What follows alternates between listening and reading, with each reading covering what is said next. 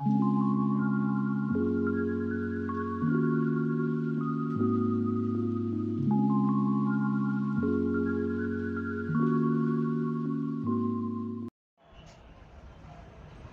इंसान की इच्छा होती है जब उम्र ढलने लगती है कि हमारा वृद्धावस्था कैसी गुजरेगी।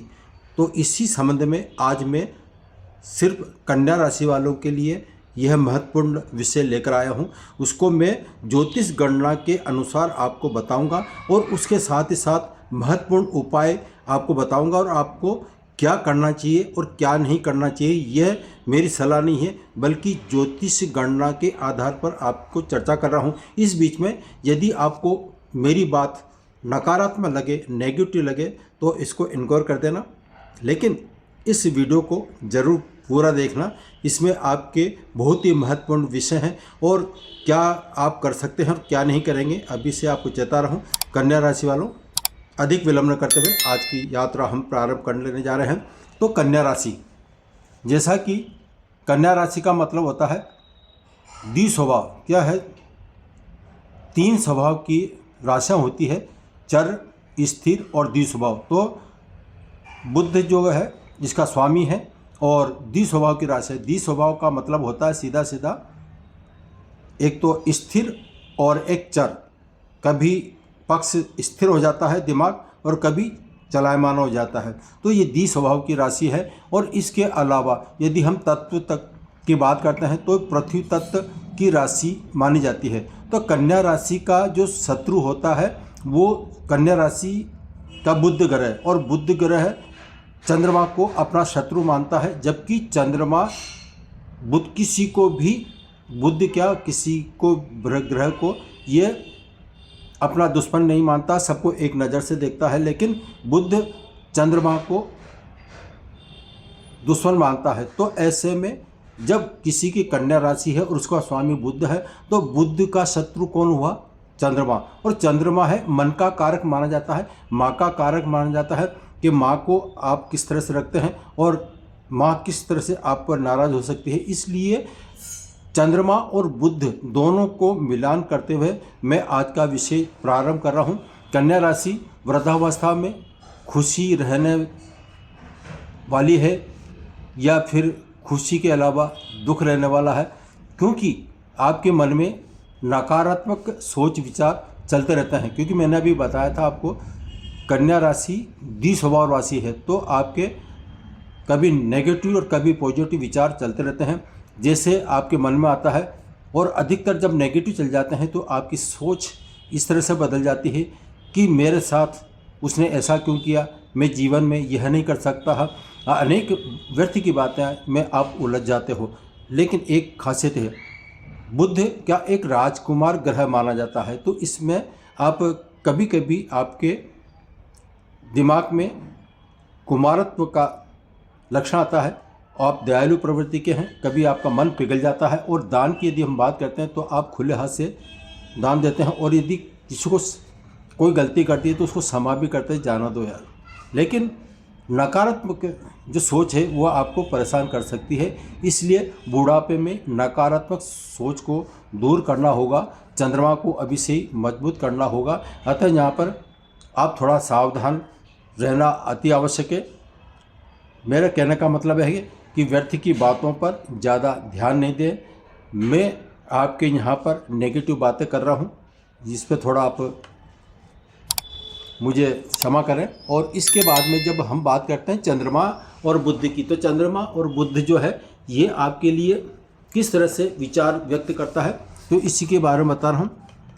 वृद्धावस्था में एक तो आपको महत्वपूर्ण सूचना है कि वृद्धावस्था में आप ना शब्द बोलने से पहले रुकें, सोचें और अपनी मन की बात को अंदर ही रखें। यह अभी से प्रयास कर लें। आप अभी से ही यह आदत बना लेंगे तो आपको वृद्धावस्था में यह परेशानी बिल्कुल नहीं आएगी। इसलिए आपको क्या करना है, आपको मन की बात सामने वाले को बोलने के पहले सामने वाले की बात सुने, गौर करें, और जब ऐसा करेंगे तो सामने वाला स्वाभाविक तौर से आपकी बात को बिल्कुल मानेगा। तो यह वृद्धावस्था आने से पहले आपको मन यानी कि चंद्रमा चंद्रमा जो है ये मन का कारक माना गया है, तो आपके मन को कंट्रोल करना होगा और सामने वाले मन की बात आपको सुनना जरूरी है। और यदि हम स्वास्थ्य की बात करते हैं तो स्वास्थ्य जो है ये स्वास्थ्य कब ठीक रहेगा, ये सी या वृद्धावस्था आपकी कैसी रहेगी, तो स्वास्थ्य और वृद्धावस्था दोनों का संबंध मैं बता रहा हूँ। वह आपकी दिनचर्या पर विशेष आपको ध्यान देना होगा।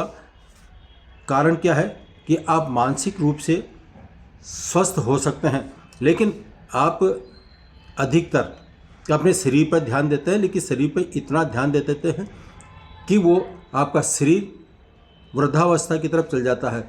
फॉर एग्जाम्पल, मंगल और बुध का संबंध शुभ नहीं माना गया है, सम है।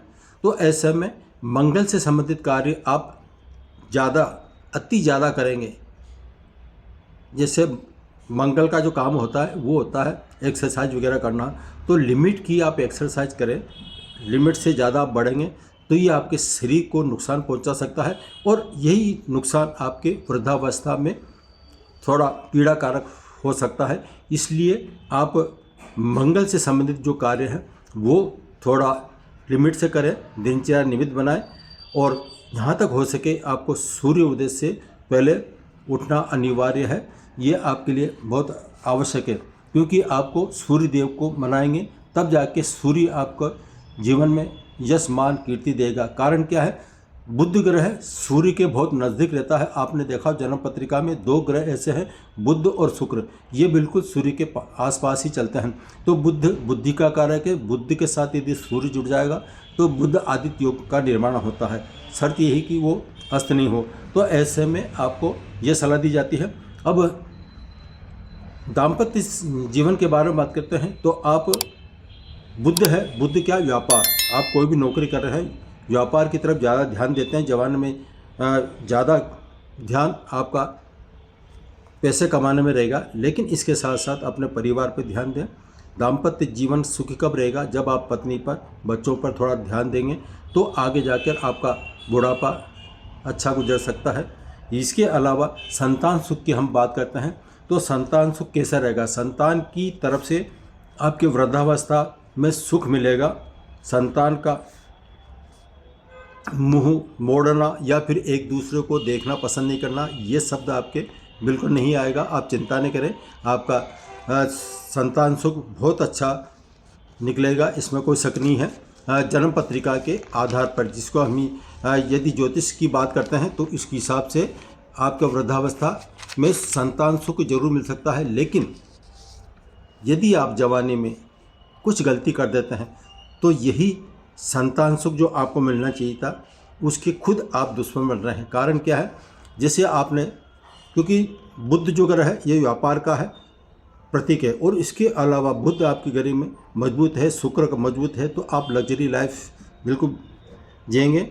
चाहे आप मेहनत ज़्यादा करते हैं, लेकिन आपको मेहनत से ज़्यादा व्यापार में ज़्यादा फ़ायदा होता है, ये बात ज़रूर है। यदि अपनी जवानी में भौतिक सुख एक बहुत अच्छी तरह भोगा और उसी दौरान जवानी में आपने भौतिक सुख जोड़ा, परिवार की तरफ भी ध्यान दिया, माता पिता को भी आपने सम्मान दिया, लेकिन जहाँ मन की बात, जैसे मैं मन की बात बार बार कह रहा हूँ, चंद्रमा से संबंधित, तो चंद्रमा को यदि आप बिगाड़ दोगे तो फिर उसके रिजल्ट वृद्धावस्था में आपको देखना पड़ेगा। तो क्या है चंद्रमा।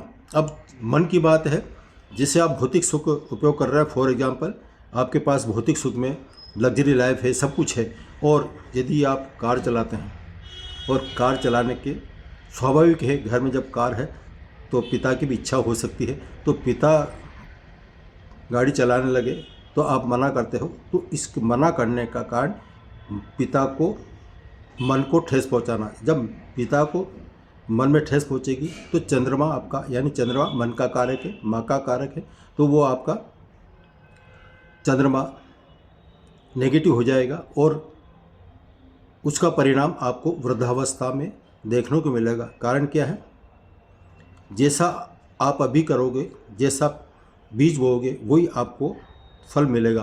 तो ऐसे में यदि आप दूसरे के मन, यानी कि पिता के सम्मान के साथ सम्मान दे रहे हो, लेकिन उनकी मन की इच्छाएं पूरा करने में बाधक हो, तो यही बाधक जो तत्व है वो आपके जीवन में जब बुढ़ापा आएगा तो हो सकता है संतान जब देखती है तो संतान आपका आगे जाके विरोध करे, तो संतान सुख जो मिलना चाहिए था उस संतान सुख आपका बाधक हो सकता है। इसलिए इस बात पर थोड़ा ध्यान रखें तो आपका वृद्धावस्था बहुत अच्छी निकल सकती है। अब हम बात करते हैं पैसे के बारे में। आर्थिक स्थिति कैसी रहेगी?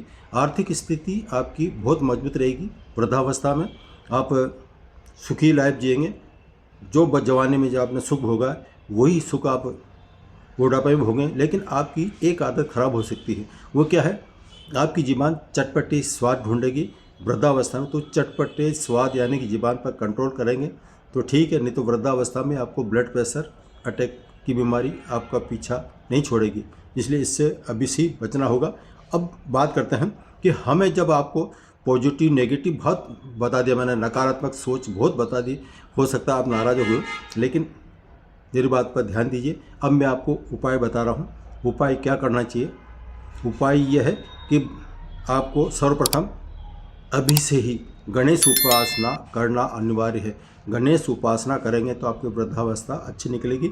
इसके अलावा यदि आप स्त्री वर्ग हैं यानी कि स्त्री हैं तो आपको अभी से विष्णु सहस्त्र नाम का पाठ रोजाना करना चाहिए। और इसके अलावा यदि आप पुरुष हैं तो पुरुष को जहाँ तक हो सके लक्ष्मी की आराधना जरूर करें। श्री सूक्त का पाठ कर सकते हैं तो ठीक, लेकिन लक्ष्मी की आराधना आपके लिए जीवन में बहुत सार्थक रहेगी और आपकी वृद्धावस्था अच्छी निकल सकती है।